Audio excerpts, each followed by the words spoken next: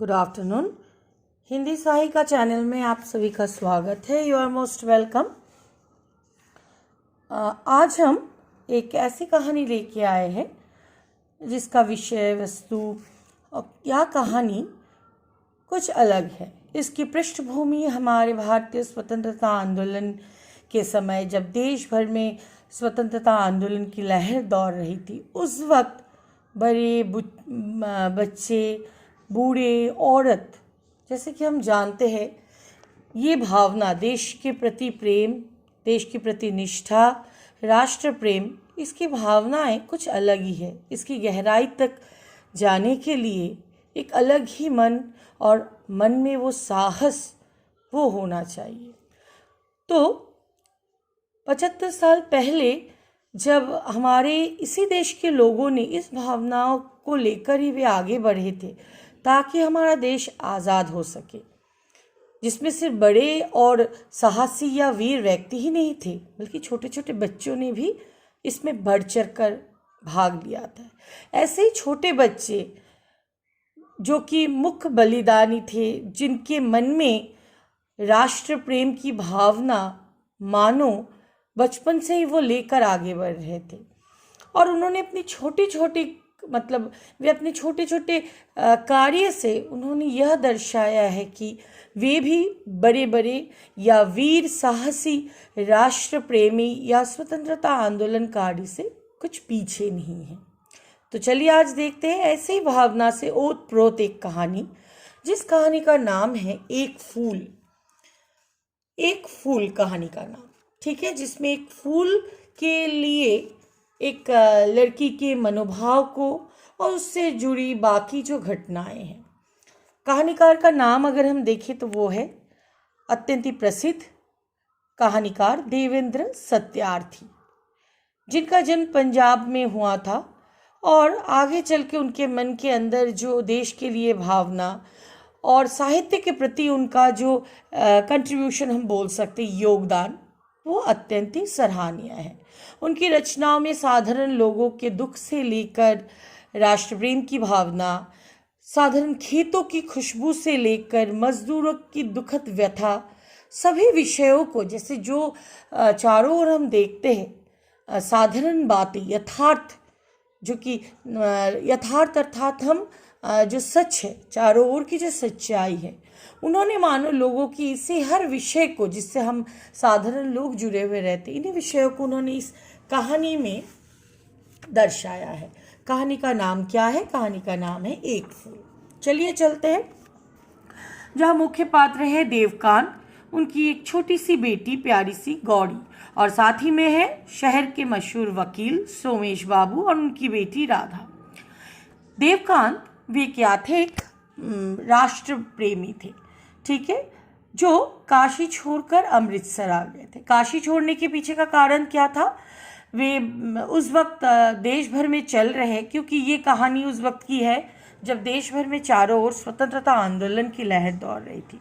तब देवकांत अपनी बेटी के साथ पहुंचते हैं अमृतसर। कहाँ से? काशी से। काशी में क्योंकि काशी में देश भर में चल रही थी इसी स्वतंत्रता आंदोलन में देवकांत अपने आप से ज़्यादा अपनी बेटी की सुरक्षा के लिए वे काशी छोड़कर चले आते हैं अमृतसर। किसके भरोसे वो वहाँ चले जाते? क्योंकि काशी में रहना अब उनके लिए खतरे से खाली नहीं था। चारों ओर देश भर के क्रांतिकारियों की धरपकड़ चल रही थी और चारों ओर अंग्रेज़ों का अत्याचार चल रहा था। किसी तरह अपने आप को, अपनी बेटी को बचाते हुए वे काशी से अमृतसर वेश बदलकर, नकलीदारी, क्योंकि ये साधारण सी बात है, अगर वे ऐसा नहीं करेंगे तो पकड़े जाएंगे। हम नेताजी सुभाष चंद्र को भी जानते हैं, वे अपनी इसी वेश बदलने में माहिर थे। अंग्रेज़ों के सामने से वे वेश बदल कर निकल जाते हैं, लेकिन अंग्रेज़ पुलिस उन्हें पकड़ नहीं पाती है। तो इसी तरह देवकांत चले जाते हैं अमृतसर। अमृतसर शहर के सबसे मशहूर वकील सोमेश बाबू, जो अपने परिवार, अपनी पत्नी माया और अपनी बेटी राधा को लिए हुए उस शहर में वे थे। नामचीन मशहूर वकील थे। मशहूर वकील तो अंग्रेज़ों का राज था। अवश्य अंग्रेज़ों के ही अधीन वो काम कर रहे थे। इसका मतलब अंग्रेज़ों के पुलिसों का संदेह उन पर ना होना साधारण सी बात है। क्यों आते हैं? क्योंकि सोमेश बाबू और देवकांत दोनों गहरे मित्र थे, सहपाठी थे, क्लासमेट। क्या थे? सहपाठी। और इस सहपाठी ने अपने मित्रता के बंधन को निभाया अपने दोस्त के प्रति इस समय में, जब उसका दोस्त जो है अत्यंत ही विपत्ति में वो पड़ा हुआ था, अर्थात अपनी बेटी को लेकर कहा जाए या उसे पता नहीं था। तब वो अपनी बेटी को लेकर यहाँ आने पर एक मित्र ने उन्हें शरण दिया, और वो कौन है? सोमेश बाबू। यहाँ तक कि उनकी पत्नी ने भी कहा कि आपका हार्दिक रूप से स्वागत है। देवकांत वहाँ आकर जब अपनी सोमेश बाबू की एक छोटी सी बेटी राधा, जो कि हम उम्र थी गौरी की, तो वो देवकांत के मन का कुछ बोझ उतर गया। तो देवकांत के मन में अपने लिए नहीं, अपनी बेटी के लिए बोझ था, क्योंकि वो शायद अपने पिता की इस चिंता को, हमेशा उनके पिता के पीछे अंग्रेज पुलिस लगे हुए हैं, हमेशा एक डर, एक खौफ, मानो उस छोटी सी बच्ची के अंदर भी यही डर शायद हो सकता है बैठ गया था, या किसी कारण माँ का ना होना। मूलतः मातृ वात्सल्य, मातृ प्रेम से वो लड़की विहीन थी, और माँ के इस प्रेम के ना मिलने पर वो बेटी अत्यंत ही दुखी रहती थी। यहाँ आकर जब वो सोमेश बाबू की बेटी को वो देखते तो अत्यंत प्रसन्न हो जाता है, उनका मन का बोझ उतर जाता है कि चलो शायद इन दोनों का एक संग रहना इसके स्वभाव में इसके दुख को कुछ कम कर सके। वही हुआ। सोमेश बाबू की बेटी राधा वो अत्यंत ही मतलब बोल सकते हम लोग खुश मिजाज रहने वाली, बहुत ही हंसमुख, चंचल, दूसरों को प्रसन्नता, दूसरे के मन को प्रसन्नता देने वाली थी। दोनों बहुत घुल मिल गए। अब वो गौरी आगे की तरह नहीं रही। अब वो हर बात राधा से बोलती थी। दोनों का एक साथ दिन भर खेलना, एक तरफ सोमेश बाबू अपने वकालत के कामों में व्यस्त, और एक तरफ देवकांत अपने देश के प्रति मर मिटने की भावना को लेकर, जिस दल के साथ वो क्रांतिकारी दल में जो शामिल हुए थे, उसमें देश के लिए क्या काम करना है, किस तरह अंग्रेज़ों से हमारे देश को बचाना है, इन सब कामों में वो व्यस्त थे। और बेटी अपनी सहेली को पाकर खुश थी। तो ये रहा मतलब बेटी का सहेली मिल जाना और देवकांत को अपने ही विश्वास पात्र मित्र के घर में सहारा मिल जाना। अचानक एक दिन राधा आकर गौरी से कहती है कि जानते हो हमारे शहर में गांधी जी आने वाले हैं।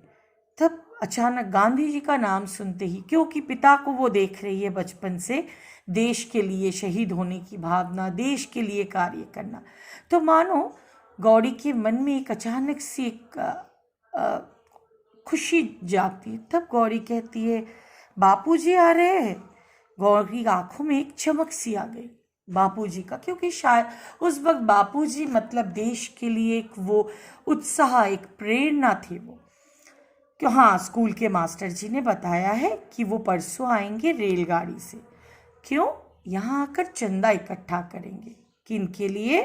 हमारे देश के इन क्रांतिकारियों के लिए, वीरों के लिए, जो देश के लिए काम करना चाहते हैं।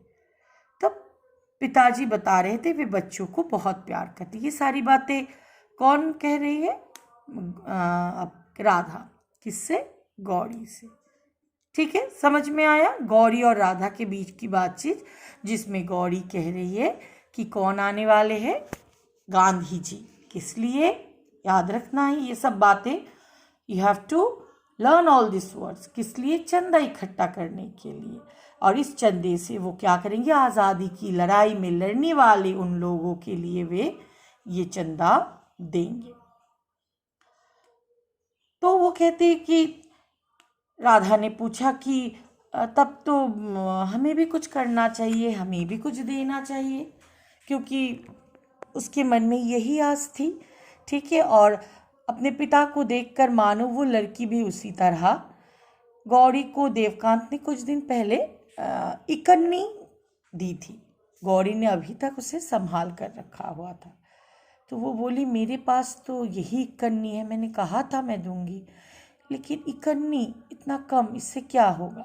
राधा बोली ऐसे मत बोलो, तुम क्यों सोच रही हो कि इकन्नी गांधी जी तुम्हारे हाथ से लेंगे, तुम छोटी बच्ची हो। मुझे नहीं लगता है गांधी जी हमारे जैसे छोटे बच्चों से कुछ भी लेंगे। बड़े बड़े लोग आएंगे, इतनी भीड़ होगी, सब बहुत कुछ देंगे, तब क्या वो हमारी ओर देखेंगे या फिर हमारे हाथ से पैसे लेंगे? मुझे नहीं लगता है। लेकिन गौरी अड़ी है, वो कहती नहीं, मैं अपने पिता के साथ जाऊंगी। मैं गांधी जी खूब अच्छी तरह जानते हैं, मतलब गांधी जी के साथ देवकांत का जो रिश्ता है आंदोलन के कारण, भारत को आज़ाद दिला करवाने के कारण, तो यहाँ देवकांत और गांधी जी एक दूसरे को बहुत अच्छी तरह पहचानते, और ये बात गौरी जानती है। गौरी अड़ गई, वो कह रही नहीं मैं तो जाऊंगी। किन से मिलने के लिए? गांधी जी के से। और किसके साथ वो मिलने जाएंगी? अपने पिता देवकांत के साथ। तो आज की कहानी इतना तक। आगे और जानने के लिए आप मेरे वीडियो को सुनिए, ठीक है। हिंदी सहायिका चैनल में सब्सक्राइब कीजिए ताकि आप लोग इस कहानी को पूरी तरह से और इस कहानी को समझने के लिए आगे के वीडियो को देखिए। नमस्ते, thank you all of you.